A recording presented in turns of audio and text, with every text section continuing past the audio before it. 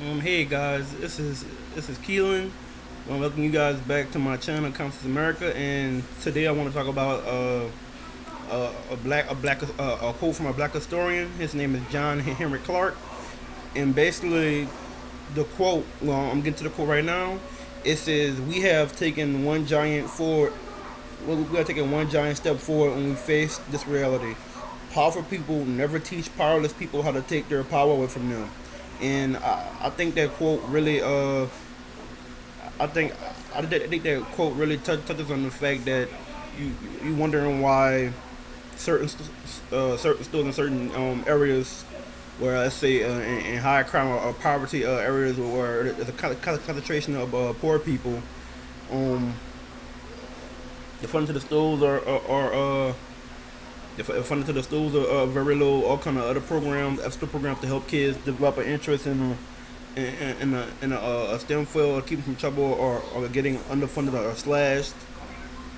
Just all kind of conniving stuff that they do, and that's not even getting to the fact that when you get into the when you get into the history of how when you get to the history of how they realize that being educated what about finance, history, investment, politics. If you're not truly given a true education about that, you basically a slave, or you're a cog in a system. And a lot of powerful people notice, which is why you have the Koch brothers who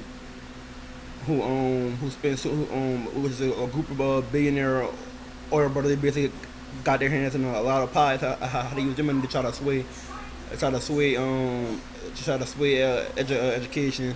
And then you have a lot of these historians that's paid by these billionaires or by these uh, uh, right wing think tanks. They tried to go after what was the journalist name, Hannah Jones, with the 19 project in the New York Times. They talked about her interpretation of history, and particularly how Black history influenced every aspect, whether in terms of education, healthcare.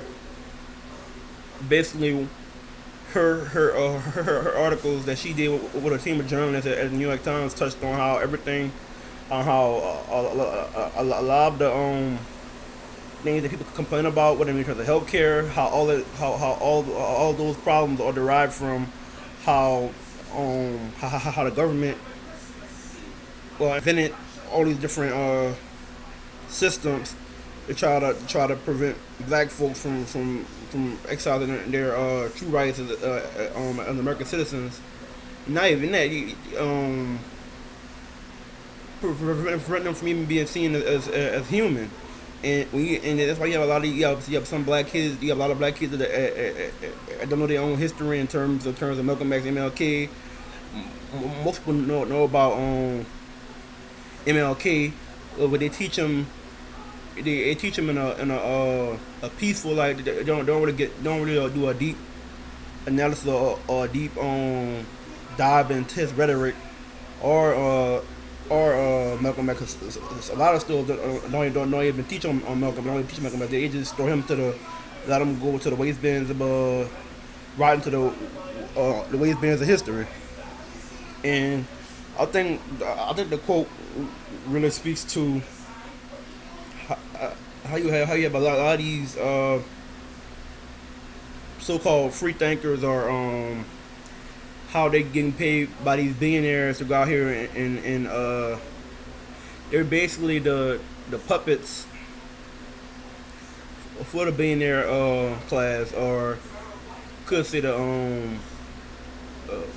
the oligarchs, which is what somebody called um, um, uh, it called Bloomberg, the one that was running for president. That was I think he was the governor or mayor of he was the governor or mayor of New York. They called him that recently, and they basically went off on, yes, Nina Turner from that was part of she's part of the Bernie Sanders campaign, when she called Mayor Bloomberg, I think he's a mere oligarch in terms of in terms of how he using his power, how he spent hundreds of millions of dollars on advertisement to try to sway public opinion. And this is my analysis of what happened. I don't think he actually running to win. I think he was running just to try to cut the vote in half to try to get certain candidates out of the race because he wanted certain moderates in the race. So he didn't really he know he wasn't going to win because anybody trying to replace Trump with another billionaire, basically a different side of the same coin. Nobody was putting him in office, but I just knew that a lot of people were thinking he was going to win. No, he was running to limit the field because he basically he wanted him and his billionaire buddies wanted to get rid of that wanted to get rid of that uncertainty.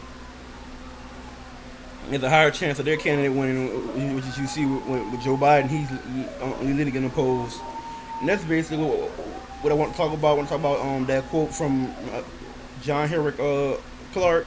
I think it's a very powerful quote, and I think that quote was just really like teach. I don't think you should be dependent on your on getting everything from the public education system. I think you should take your education to your own hands, whether that be going to the library, reading, doing research on Google, reading in depth, reading different studies on like I do. I mean, basically just reading up on a lot of stuff they didn't teach you in school.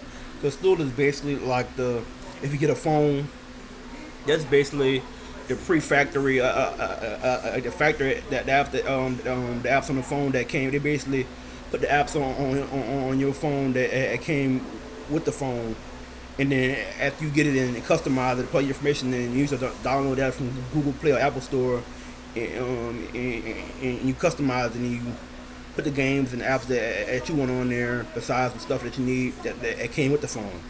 So that's the most in-depth analogy that I could think of right now. If you guys want more videos like this, comment, like, and subscribe. And if you comment, leave a suggestion of a video or a topic that you want to talk about. Or if you guys want a live stream, because I really want to do a live stream and to meet some of you guys and get to know you guys. So peace out, be safe.